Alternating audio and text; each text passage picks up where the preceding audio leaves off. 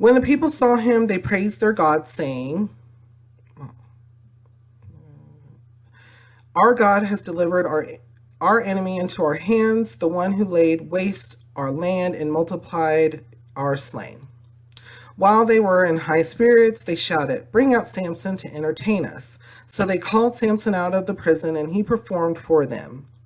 When they stood him among the pillars, Samson said to the servant who held his hand, "Put me where I can feel the pillars that support the temple, so that I may lean against them." Remember, because they gouged his eyes out. Now the temple was crowded with men and women. All the rulers of the Philistines were there, and on the roof were about 3,000 men and women watching Samson perform. Then Samson prayed to the Lord, "O sovereign Lord, remember me. O God, please strengthen me just once more, and let me with one blow get revenge on the Philistines for my 2 eyes." Then Samson reached toward the 2 central pillars on which the temple stood. Bracing himself against them, his right hand on the one and his left hand on the other, Samson said, "Let me die with the Philistines." Then he pushed with all his might, and down came the temple on the rulers and all the people in it. Thus he killed many more when he died than while he lived.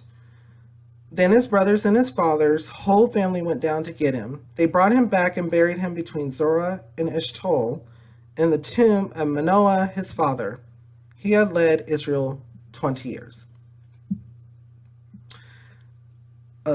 So as you can see, the Lord granted Samson's request.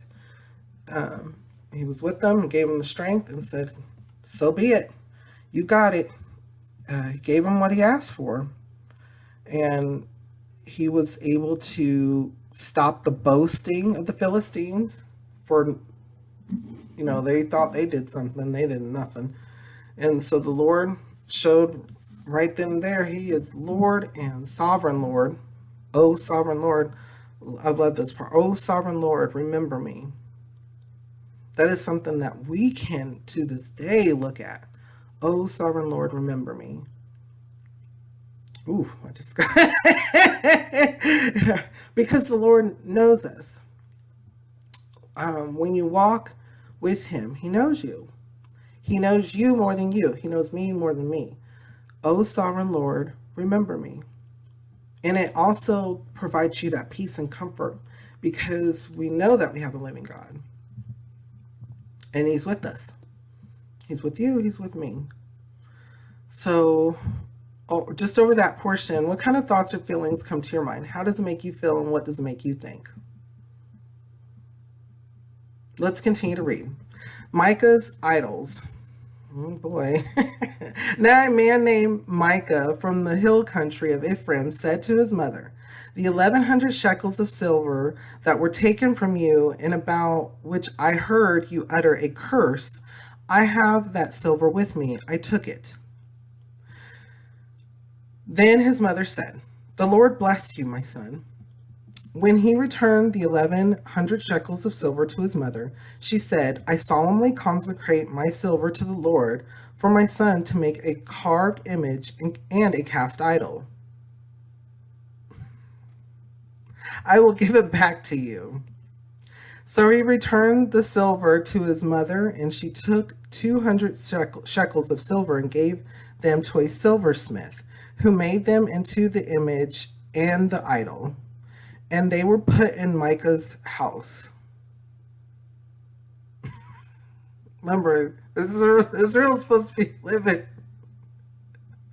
with the commands and the law and everything. One of the laws was do not make an idol, and you can see how far they've gotten away. Now this man, Micah, had a shrine, and he made an ephod and some idols and installed one of his sons as his priest. In those days, Israel had no king. Everyone did as he saw fit. Okay, so it's specific here. I'm going to read this again. In those days, Israel had no king. Everyone did as he saw fit. Who is king? Who is king?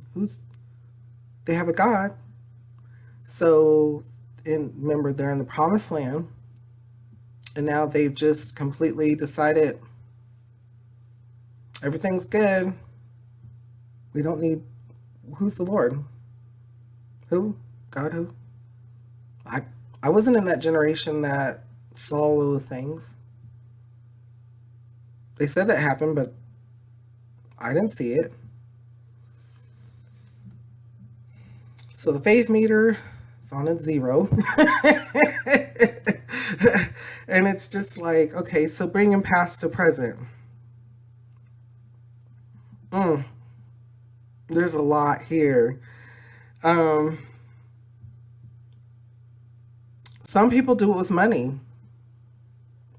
They seek money, money, money, money, money.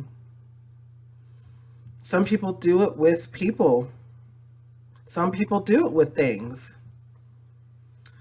So, and some people mix. So that's another thing that I've noticed is they people start mixing, and that's what part of this is talking about. Is everyone did as they saw fit. So obviously they've started mixing other practices in, and so that's what can happen.